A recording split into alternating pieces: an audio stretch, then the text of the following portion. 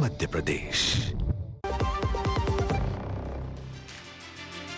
और ब्रेक के बाद एक बार फिर से स्वागत है आप सभी का। प्रधानमंत्री नरेंद्र मोदी ने असम के गुवाहाटी में एडवांटेज असम 2.0 समिट का उद्घाटन किया और असम के मुख्यमंत्री हेमंत बिस्व शर्मा को बधाई देते हुए भारत के विकास में पूर्वोत्तर के विकास को भी रेखांकित किया है। दरअसल पिछले कुछ सालों की अगर हम बात करें तो हर राज्य में निवेशक सम्मेलनों का आयोजन किया जा रहा है, फिर चाहे वो उत्तर प्रदेश हो, उत्तराखंड हो, गुजरात हो, मध्य प्रदेश हो या फिर राजस्थान।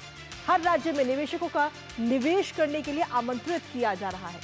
दरअसल प्रधानमंत्री नरेंद्र मोदी ने साल 2047 तक विकसित भारत का लक्ष्य रखा है और इस लक्ष्य को हासिल करने के लिए देश के हर राज्य की अपनी अपनी भूमिका है, क्योंकि जब हर राज्य विकसित होगा तभी तो विकसित होगा राष्ट्र और तभी विकसित होगा हमारा भारत। करेंगे इस पर चर्चा अपने संवाददाता से, लेकिन उससे पहले एक नजर डालते हैं 2047 तक विकसित भारत के रोड मैप पर।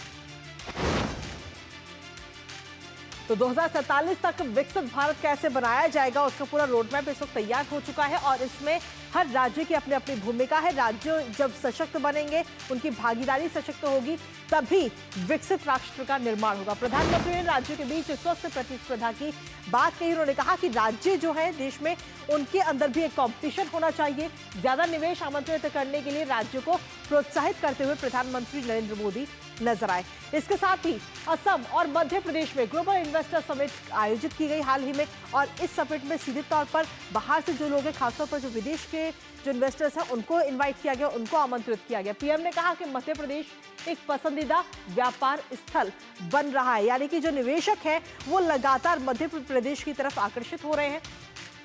इसके साथ ही ओडिशा को लेकर Utkarsh Odisha make in Odisha conclave का भी प्रधानमंत्री नरेंद्र मोदी ने उद्घाटन किया। इससे पहले अगर हम नजर डालें तो 2018 में भी गुवाहाटी में इन्वेस्टर समिट का आयोजन किया गया था और उस दौरान भी काफी इन्वेस्टर्स इसको लेकर के आमंत्रित किए गए थे इन्वेस्टर्स को। प्रधानमंत्री ने कहा कि सरकार की एक्ट ईस्ट नीति के केंद्र में है पूर्वोत्तर, यानी कि उसमें किस तरीके से ध्यान दिया जा रहा है पूर्वोत्तर के राज्यों को लेकर, वो बात प्रधानमंत्री ने कही।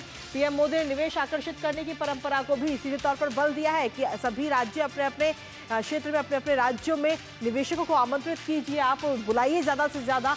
पीएम के प्रयासों से राज्यों में प्रतिस्पर्धा का भी माहौल कहीं ना कहीं पैदा हुआ है और राज्यों के बीच में भी अब प्रतिस्पर्धा है, एक कॉम्पिटिशन अलग उठता है वह नजर आ रहा है।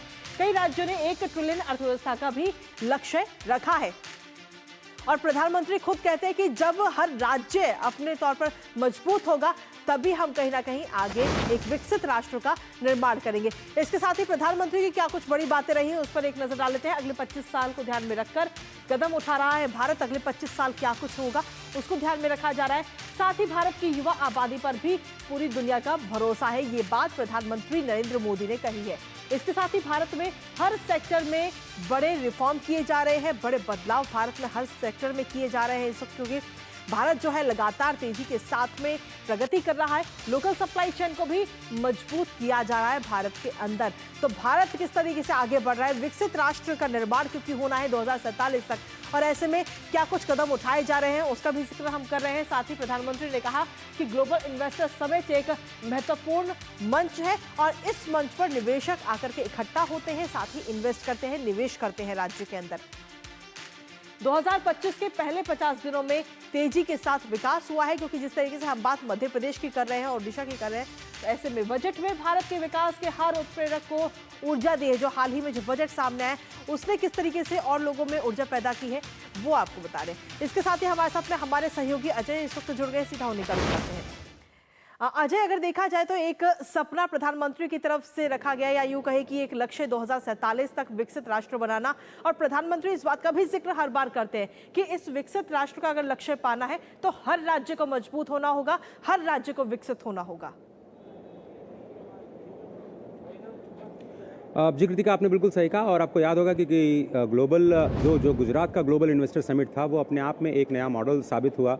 राज्यों के लिए अपने राज्य में निवेश को आकर्षित करना बाईएनियल कार्यक्रम होता था, यानी 2 साल में एक बार कार्यक्रम होता था। 2014 के बाद अलग अलग राज्यों में, मध्य प्रदेश में, उत्तर प्रदेश में, उड़ीसा में और अब गुवाहाटी में इस तरह के निवेश के जो कार्यक्रम हैं वो हो रहे हैं। आप समझिए $5 ट्रिलियन की इकॉनमी अगर बनना है, बहुत सारे राज्यों ने अपने अपने राज्यों को $1 ट्रिलियन तक ले जाने का लक्ष्य रखा है, जिसमें कर्नाटका, महाराष्ट्र, गुजरात, उत्तर प्रदेश और तमिलनाडु जैसे बड़े राज्य शामिल हैं। जी बिल्कुल। $150 अरब का लक्ष्य रखा है असम ने, और इसको गेटवे कहा जाता है पूर्वोत्तर राज्य का और साउथ ईस्ट एशिया का। तो एक बहुत बड़ा मौका है आसाम के लिए। एडवांटेज असम 2.0 के जरिए भारत अपने राज्य की विकास और विरासत को पूरी दुनिया के सामने रखने का।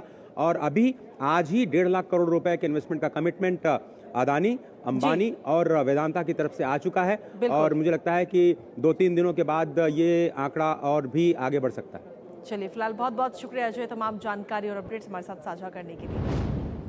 और इसी बीच चलिए, न्यूज़ पंच में वक्त एक छोटे से ब्रेक का हो गया है, और ब्रेक के उस पर बात करेंगे महाकुंभ को लेकर, क्योंकि अब महाकुंभ के समापन का समय हो रहा है। आने वाले कल समापन हो जाएगा महाकुंभ का, और उस समापन को लेकर किस तरीके की तैयारियां हैं बताएंगे विस्तार से आपको, लेकिन उससे पहले रुकते हैं एक छोटे से ब्रेक के लिए।